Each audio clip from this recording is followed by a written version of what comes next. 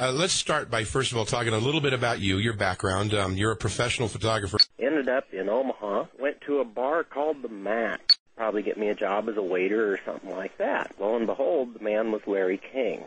I had no idea who he was. It was just a whirlwind. He had all this money and power. Within a couple days, I was off on a private jet. When you say important people, Rusty, are you talking about political? It went all the way up to the White House. These people were leaders of industry. They were doing things that I did not feel was right. Who would you go tell? Because they pulled the puppet strings. There was one instance where Colonel Michael Aquino came to a motel room, and he got from Larry King a suitcase, and it was filled with bearer bonds and cash.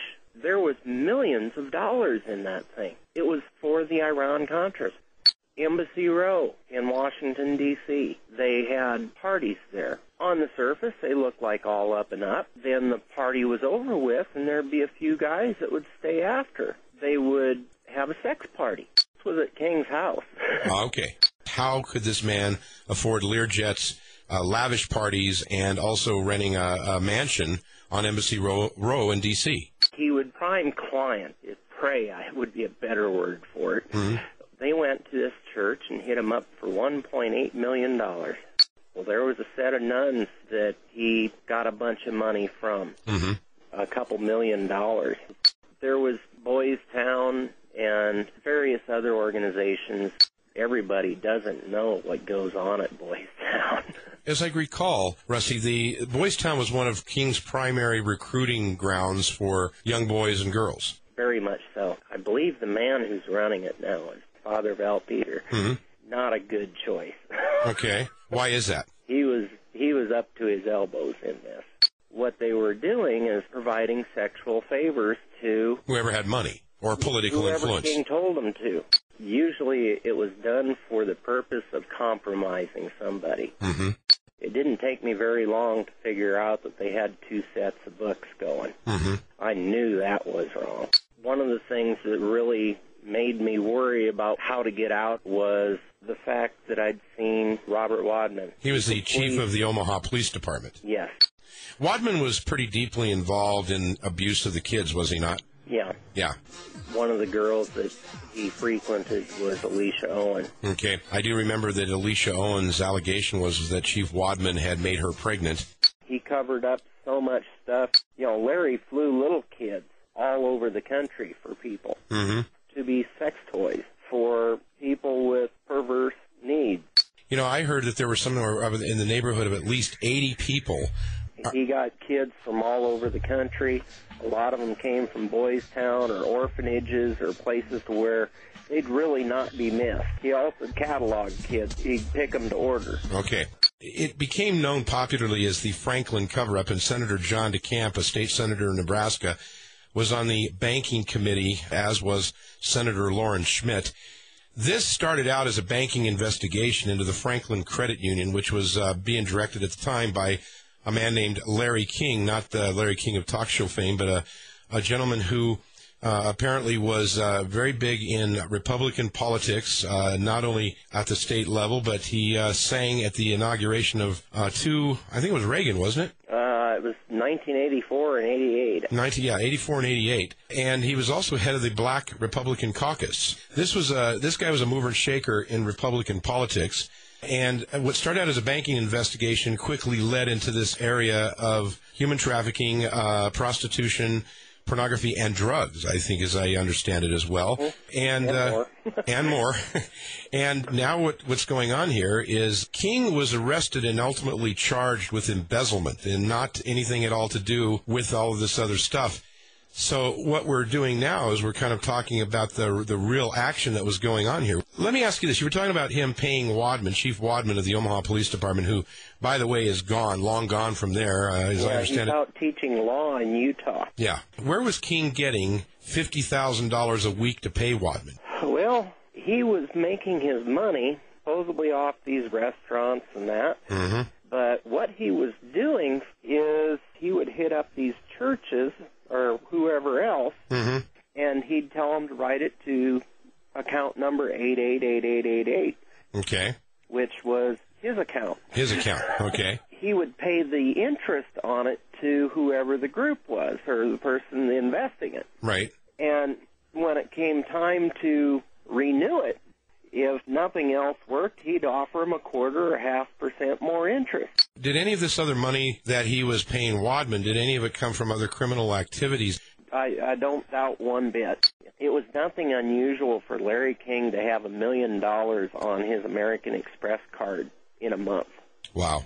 And pay it off. And the way Larry put it was, this is so bizarre that nobody will ever believe you if you told them. Mm-hmm. When I got into this, I had no idea. I thought I was working for somebody legitimate. Mm-hmm. And by the time that I realized that it was not on the up and up, it was to the point to where what I'd seen would have probably brought me in as an accessory, mm-hmm. even though I had no involvement in it. Yeah. Who do you go tell? Right. Because, you see the chief of police taking money. He's rubbing elbows with all these powerful people. He had a daycare center in Omaha that he ran as a nonprofit. Are you talking about King? Yeah, Larry King did. Okay. And the guy that owned the building got wind of what Larry was doing, mm-hmm. and basically boarded up the doors. What was Larry doing at the daycare center? Oh, he was finding kids. Okay. And he would go rent them out, mm-hmm. Whether it be for himself or for others. How did they get that past the parents, for example? A lot of them were orphaned street kids. He'd say, well, my son's having a party, a sleepover, or something like that. His wife, her parents were doctors in where else but the Cayman Islands. Oh, boy. Okay, there's 2 places left in the world where you can hide money, and that's Belize and the Cayman Islands. Mm-hmm. Yeah. So basically that's where a lot of the money ended up going. What were you involved in? Well, I was his photographer, and I shot the parties. He would have these $5,000 and $10,000 a plate fundraisers. Mm-hmm. He had me made over. One morning he spent $4,800 on clothes for me. Mm-hmm. Yeah. And he went as far as to have my hair cut, colored, and permed by Nancy Reagan's hairdresser. Okay. $2,000 hairdo. Wow. Yep. Didn't blink an eye at it. The things that I was shooting would be these parties. Lo and behold, he had another photographer that was shooting the kiddie porn, the gay porn, the snuff films. Snuff films. I did say snuff films. That's where they would actually kill somebody. Okay. And have it on film. They would sell the tape to these wealthy business people for tremendous amounts of money. This is where I got approached on various occasions to do these things, and I wanted no part of them. Mm-hmm. And one person of which was the late Hunter Thompson. Really? So Hunter Thompson approached you about doing a snuff film? Yep. Okay. He was introduced to me by Larry King, and he offered me $100,000 to shoot a snuff film. Or actually, Larry offered it to me, but it was through him. Yeah. Larry really pressured me to do it, and I wouldn't do it. And he had this other photographer who was doing these things for him. Mm-hmm. And I saw the other photographer on 3 different occasions. One of them, I even got to go talk to him. Mm-hmm. The guy had the same build that I had, pretty much, a little bit slighter, but he just happened to have the same curly, dark hair that mine had been made up to be. What do you attribute that to? What they were doing... Are they framing you? Yes. I was their scapegoat. Mm-hmm. They were passing me off at the parties where the families and all the attention was at. He would have one party that was the social gathering. You bring the wife, sometimes even the kids. Mm-hmm. Then after that, there would be a few people that would stick around or come back, and they would have a separate party. Mm-hmm. And that was these sex parties. Your wildest dreams and worst nightmares. Mm-hmm. Yes, that's what went on. Wow.